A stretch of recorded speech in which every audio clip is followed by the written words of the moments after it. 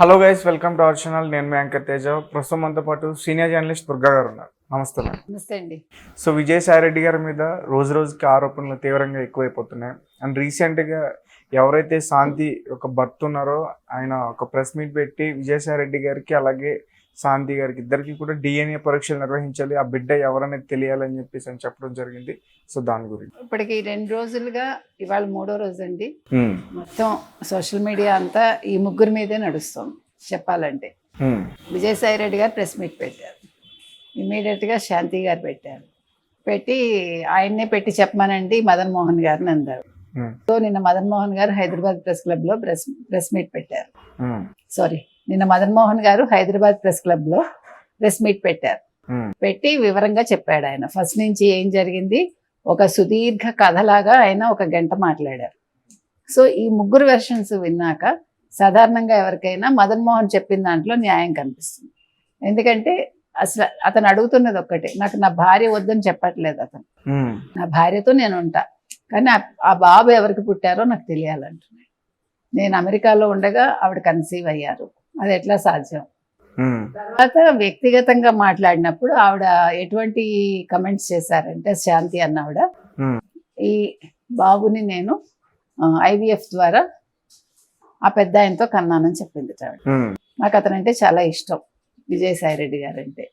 విజయసాయి రెడ్డి గారికి మగ పిల్లలు అసలు పిల్లలు లేరులేండి, ఇప్పుడున్న పాప కూడా పెంచుకున్న పాపని ఆవిడే చెప్పారు, మనకేం తెలియదు. సో అందుకని బాబుని కనిచ్చాను అని చెప్పింది. ఇంకొకసారి ఏమో లేదు శారీరకంగానే కన్నాను అని. ఇంకొక మాట ఏం చెప్పిందంటే 10-15 ఏళ్ళ ఆయన ఎలాగ పోతాడు, పోతే ఆస్తి మొత్తం బాబుకే వస్తుంది అని ఆ పాయింట్ కూడా చెప్పిందని. ఇట్లా రకరకాల వెర్షన్స్, అంటే వాళ్ళిద్దరి మధ్య జరిగిన సంభాషణలన్నీ ఆయన బయట పెట్టారు. అది కాకుండా ఆవిడ దేవాదాయ శాఖలో ఉండగా అసలు విజయసాయి రెడ్డి గారిని ఎందుకు కలిశారు?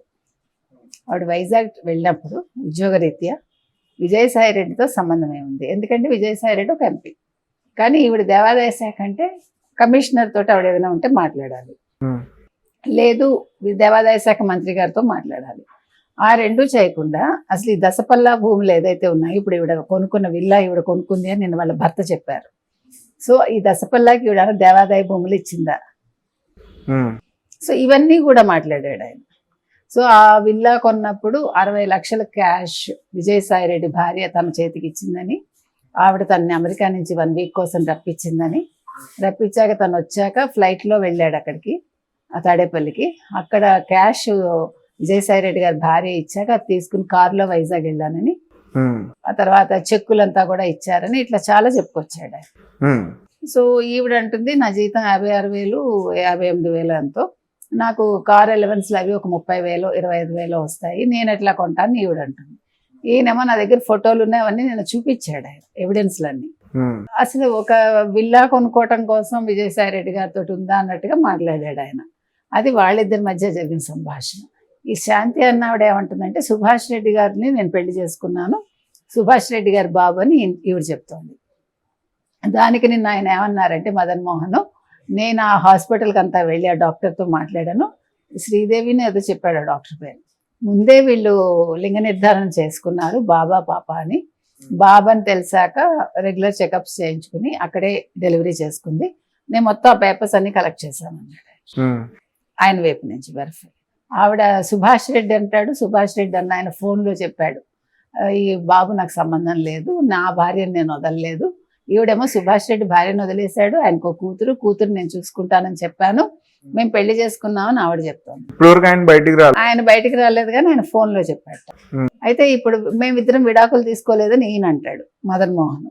ఆవిడేమో మా కులాచారం ప్రకారం తీసుకున్నామని ఆవిడ అంటుంది, అంటే కోర్టుకు వెళ్ళి తీసుకోలేదని. But she a lawyer at the same time. ఆయన లా చదివాడు మదన్ మోహన్ కూడా. సో ఇన్ని జరుగుతున్నాయి. ఇప్పుడు 3 ప్రెస్ మీట్లు అయ్యాయి. ఇంకొకళ్ళు ప్రెస్ మీట్ ఎవరు పెట్టాలంటే సుభాష్ రెడ్డి పెట్టి క్లారిటీ ఇవ్వాలి. ఇచ్చాక ఒకవేళ సుభాష్ రెడ్డి నిజంగానే అతనికి సంబంధం లేదంటే అక్కడ తండ్రి పేరు మాత్రం సుభాష్ రెడ్డి అని రాసింది హాస్పిటల్లో. తండ్రి పేరు దగ్గర సుభాష్ రెడ్డి అని రాసింది, అది ఆయనే చెప్పారు మదన్ మోహన్. కాబట్టి ఈ కొడుకు సుభాష్ రెడ్డి కొడుక లేదు విజయసాయి రెడ్డి కొడుక నాకు తెలియాలంటాడు ఆయన. నాకు DNA టెస్ట్ కావాలని. నిన్న విజయసాయి రెడ్డి ప్రెస్ మీట్ పెట్టినప్పుడు ఈ విషయాలు మాట్లాడకుండా ఎందుకు దీన్ని అనవసరంగా ప్రచారం చేస్తున్నారు, ఎందుకు ఇంత రచ్చ చేస్తున్నారు అన్నట్టు ఆయన మాట్లాడి వేరే టాపిక్ మాట్లాడాడు. ఏదో పేపర్ పెడతా, ఛానల్ పెడతా, అవన్నీ ఏదో మాట్లాడుకున్నాడు. ఇవన్నీ పక్కన పెడితే ఇప్పుడు ఇంకొక మాట అన్నాడు. ఎవరు? మదన్ మోహన్. ఒకవేళ విజయసాయి రెడ్డి గారు ఒప్పుకుని DNA టెస్ట్కి వచ్చాక ఆయన తండ్రి కాదు అని తెలిస్తే నేను క్షమాపణ చెప్తాను, కాళ్ళ మీద పడి దండం పెడతానని చెప్పాడు. అది కూడా చెప్పాడు ఆయన. సో శాంతి అన్న ఆవిడ అంటుంది నాకు అతనితో సంబంధం లేదు అంటుంది. ఇతను అంటాడు నాకు 2 కూతుళ్ళు ట్విన్స్, నా కూతుళ్ళకి నేను ఏం చెప్తాను, ఏం ఎక్స్ప్లెయిన్ చేస్తాను, సో నా పిల్లల కోసం నా భార్య కావాలంటాడు. ముందు నిన్ననే అన్నాడు ఆ మాట.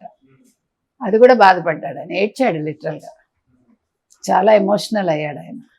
సో ఇప్పుడు విజయసాయి రెడ్డికి అసలు ఎందుకు ఇంత ఇష్యూ అయింది అంటే, ఇప్పుడు అతను ఒక రాజ్యసభ సభ్యుడు, ఒక రాజకీయ నాయకుడు. మరి రాజకీయ నాయకుడుగా ఉండి ఒక రాజ్యసభ సభ్యుడై ఉండి ఇలాంటి వివాదాల్లో ఇరుక్కున్నప్పుడు ఆన్సర్ ఇవ్వాల్సిన పని అతనికి ఉంది కదండి.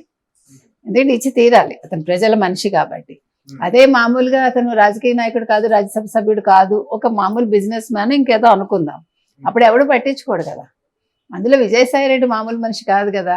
ఇప్పుడు ఈయన అన్నాడు, భార్య చెప్పిందిట, నువ్వేమైనా ఎక్కువ తక్కువలు చేసావంటే నేను లేపేస్తారు వాళ్ళని కూడా వార్నింగ్ ఇచ్చింది. ఎవరు? శాంతి భర్తని, మదన్ మోహన్. ఆ మాట కూడా చెప్పిందని ఆయనే చెప్పాడు. కాబట్టి ఇప్పుడు మదన్ మోహన్ విషయాన్ని తీసుకుంటే అతను ఆర్థికంగా కానీ రాజకీయంగా కానీ నిజంగానే విజయసాయి రెడ్డిని ఎదుర్కోలేడు. ఆవిడంటుంది దేవాదాయ శాఖలో ఎందుకు వెళ్ళి కంప్లైంట్ చేయాలి అని అడిగింది. కరెక్టే, ఇది నీ వ్యక్తి. సస్పెన్షన్ లో కూడా ఉంది అంటుంది. సస్పెన్షన్ లో ఉంది, మరి ఇప్పుడు మళ్ళీ సస్పెన్షన్ ఎత్తేసారు లేదా మనకు తెలీదు. విషయం ఏంటంటే ఆయన ఎందుకు వెళ్లాల్సి వచ్చింది అక్కడికి, ఈయన రాజకీయంగా ఎదుర్కోలేడు కాబట్టి, మళ్ళీ ఆర్థికంగా కూడా లేదు కదా. ఇప్పుడు జగన్ మాటల్లో చెప్పాలంటే అంతంత మాత్రం ఈయన కూడా ఆర్థికంగా, కాబట్టి ఆయన కంప్లైంట్ అక్కడ ఇచ్చుకున్నాడు.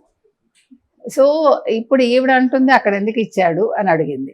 తర్వాత నేను సుభాష్ రెడ్డిని భర్తగా చేసుకున్నాను, నేను ఈ పిల్లాడు ఆయనకే పుట్టాడు, నిన్న కూడా క్లారిటీ ఇచ్చింది.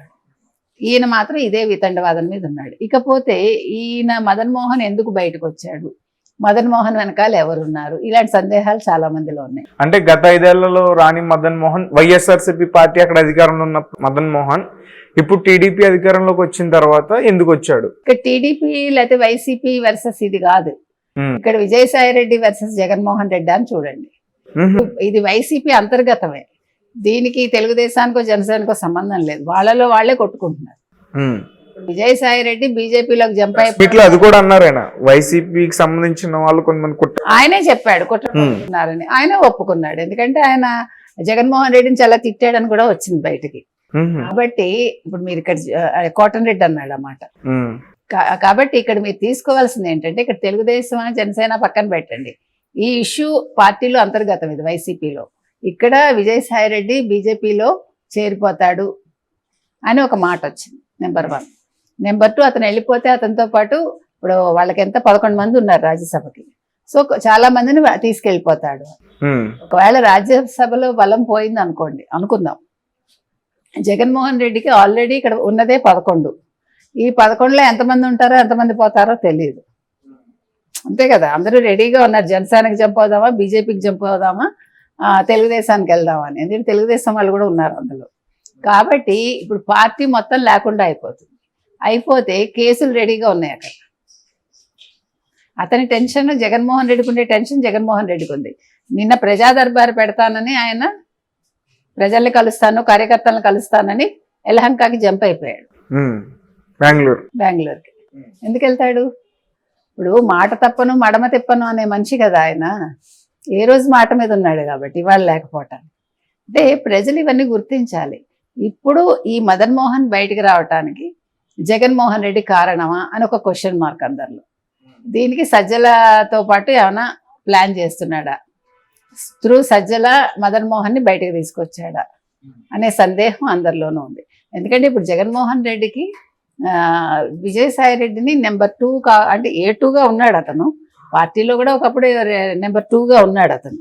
తర్వాత సజ్జలు వచ్చాడు, తర్వాత మిగతా వాళ్ళు వచ్చారు. కానీ ఈరోజు అతను రాజ్యసభ ఎంపీ కాబట్టి అతన్ని కంట్రోల్ చేయాలంటే ఈ ఇష్యూలు ఇలాంటివి బయటకు వస్తేనే అతను నోరు మూస్తాడు అని అనుకుని ఉండొచ్చు. ఇంకొకటి పేపర్ పెడతాను, ఛానల్ పెడతాను అంటున్నాడు. సో అది కూడా ఆలోచించాల్సిన విషయం కదా. ఆల్రెడీ వీళ్ళకి ఒక పేపరు ఛానల్ ఉన్నాయి. మళ్ళీ విజయసాయి రెడ్డి విడిగా పెట్టి నేను కులం లేకుండా కుల పత్రిక నడపను నేనని చెప్పాడు. అది జరిగే పని. కొత్తలో అందరూ అలాగే చెప్తారు, కొత్తలో ఎవడైనా చెప్తాడు, దానిదే ఉంది. భావావేశంలో ఏమైనా మాట్లాడతారు. ఆవేశం దిగాక వాళ్ళకి అప్పుడు విషయం అర్థమయ్యాక అప్పుడు కులపరంగా మారుతాయి పత్రికలు కానీ ఛానల్స్ కానీ. అందుకని ఇప్పుడు ఇవన్నీ చూశాక ఇందులో జగన్మోహన్ రెడ్డి ఉండొచ్చు. మరి జగన్మోహన్ రెడ్డి ఉంటే ఇప్పుడు అసలు ఇంకొక విషయం అండి, మరి మామూలుగా అయితే ఈ పార్టీకి ఇదివరకైతే సజ్జల ప్రెస్ మీట్ పెట్టేవారు, ఇప్పుడు సజ్జల ప్రెస్ ముందుకు రావట్లేదు కాబట్టి మరి పేర్ని నాని గారు ఏమైపోయారు, ప్రెస్ మీట్ పెట్టలేదు ఇంకా. అంటే విజయసాయి రెడ్డి గారికి మద్దతుగాను మద్దతు లేకుండాను మనకి తెలియదు. They have to give the explanation. Vijayasai Reddy తప్పు చేశాడా ఉప్పు చేశాడా చెప్పాల్సింది వాళ్ళు కదా. అదే విధంగా లేకపోతే అంబటి రాంబాబు వీళ్ళిద్దరే కదా ఇప్పుడు ప్రెస్ మీట్లు పెడుతున్నది, ఇంకెవరు పెట్టలేరు. వల్లభనేని వంశీ ఎక్కడ ఉన్నాడో తెలియదు, కొడాలి నాని అప్పుడప్పుడు వస్తాడు, ఏం మాట్లాడతాడో తెలియదు, వెళ్ళిపోతున్నాడు.